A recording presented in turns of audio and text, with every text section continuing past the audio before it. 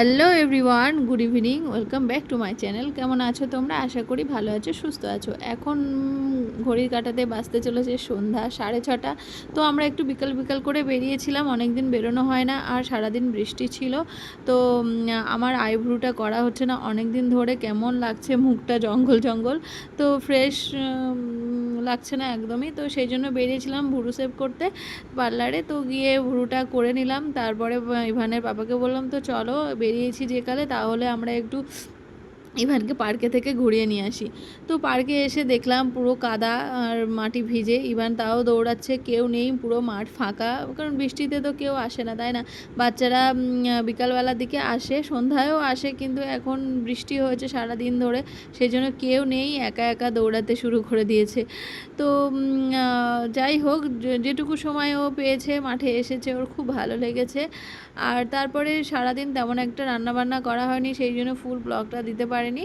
তো এবং ব্লগটা আমি এখন থেকে স্টার্ট করলাম, কারণ এই সন্ধ্যাবেলার মুহূর্তটা তো তোমাদের সঙ্গে শেয়ার করতে চাই, সেই জন্য ভাবলাম যে যাক, একটা ছোট্ট একটা ব্লগ তৈরি করি, তো তোমাদের সঙ্গে শেয়ার করা যাবে।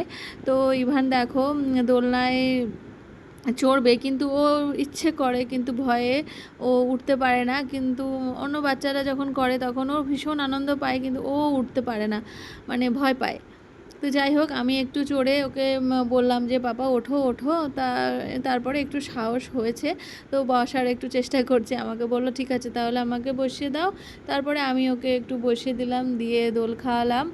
আর তারপরে আশেপাশে অনেক মানে কাপেলরা আছে এই পার্কের মধ্যে, রাত্রেবেলা হলে জানোই মানে একটু কাপেলদের ভিড় থাকে পার্কের মধ্যে। তো যাই হোক, তাদের সাহসে আমরা ছিলাম ওখানে, কারণ কেউ নেই, কোনো বাচ্চারা নেই। তারপরে বেশিক্ষণ থাকিনি, ওখান থেকে বেরিয়ে আসার চেষ্টা করছিলাম। তো ইভান তো একদমই আসতে চাইছে না, বললো যে না এখন যাব না, ও খেলবে।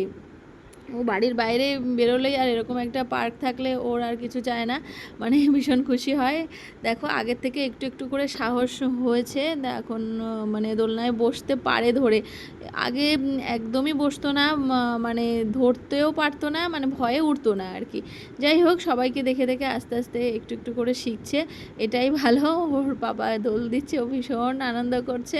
ভয়েসটা আর দিলাম না, বাইরে পুরো ঝিঝি পোকার ডাক আর ঘুঘরো পোকার ডাক আর ব্যাঙ ডাকছে, এরকম একটা শব্দ, মানে বেশ ভালোই লাগছিল। বৃষ্টি ভেজা সন্ধ্যায় বেরোলে বেশ ভালোই লাগে। তারপরে আমারও একটু মনটা খুশি রাখার জন্য আমিও একটু চড়ে নিলাম, ছোটোবেলার কথা মনে পড়ে গেল, একটু নিজেকে একটু মানে বাচ্চা বাচ্চা ফিল হচ্ছে আর কি। যাই হোক, আমারও ভালো লাগছিল খুব বাচ্চার সঙ্গে বাচ্চা হতে। আর কিন্তু ও রাগ করছিল, আমি চড়ছিলাম বলে ওকে বসাতে হবে, এর জন্যই। তো ও সাহস পাপা পাচ্ছে না কি একা একা করছো এখানে বসতে, তুমি? তো দেন তারপরে আমি দুষ্টু ওকে করছো? বসিয়ে দিলাম। পাপা দুষ্টু আর করছো? ও কে দোল দোল খাচ্ছে, খাওয়াচ্ছে? মাম্মা? ভীষণ খুশি হয়েছে। পাপা? দেন বাড়িতে এ যাব, পাপা? বাড়িতে যাই, এখনও রান্না পাপা বান্না দুষ্টু বাকি করছো? আছে। তো ইভানের পাপা বললো ইয়া ঠিক আছে তাহলে কি রান্না করবে, বাজারও তো নেই, তো একটু বাজার করে নিয়ে তারপরে আমরা বাড়িতে ঢুকবো। ওয়াও! তো চলো তোমরা ব্লগটা কন্টিনিউ করো। উল্টো যাচ্ছে যেন।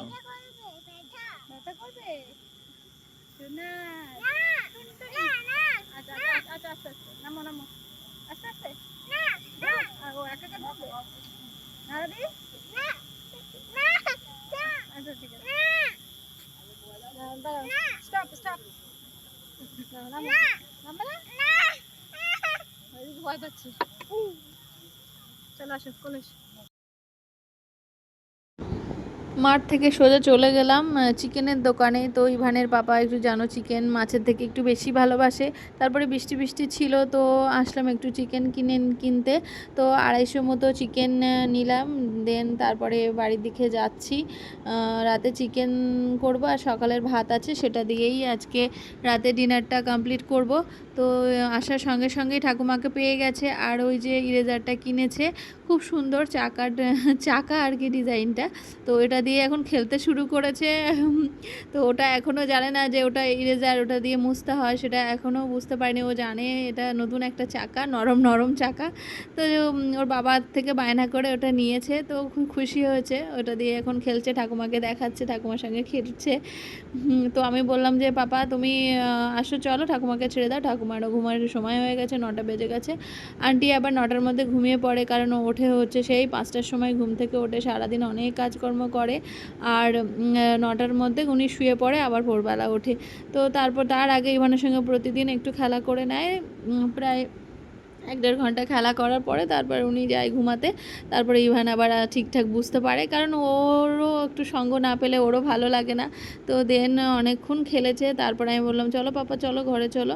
তারপরে ও আসলো, আমি তারপর রান্নাঘরে চলে এসেছিলাম রান্না করতে। তো মাংসটা ধুয়ে বসিয়ে দিয়েছি কোনো রকমে, আর কি মশলা টশলা করিনি, সব কিছু গ্রেডারে করে গ্রেট করে কোনো রকম আর কি পাতলা আলু দিয়ে ঝোল করলাম। তো যাক, বৃষ্টি বৃষ্টি দিনে এই মাংস আর আলু দিয়ে ঝোল বেশ ভালোই লাগবে। তো আমাদের অল্পতেই আমরা খুশি, আমার অল্পতেই ভালো লাগে আর কি। যাই হোক, আলুটাও সিদ্ধ হয়ে গেছে আর চিকেনটাও সিদ্ধ হয়ে গেছে, এবার নামিয়ে নেব। একটু ঝোল ঝোল রাখি, আর তো কিছু নেই, এটা দিয়েই রাতে খেতে হবে। তো চলো, আজকের ব্লগটা এখানেই এন্ড করছি। তোমরা ভালো থেকো, সুস্থ থেকো, টাটা, গুড নাইট।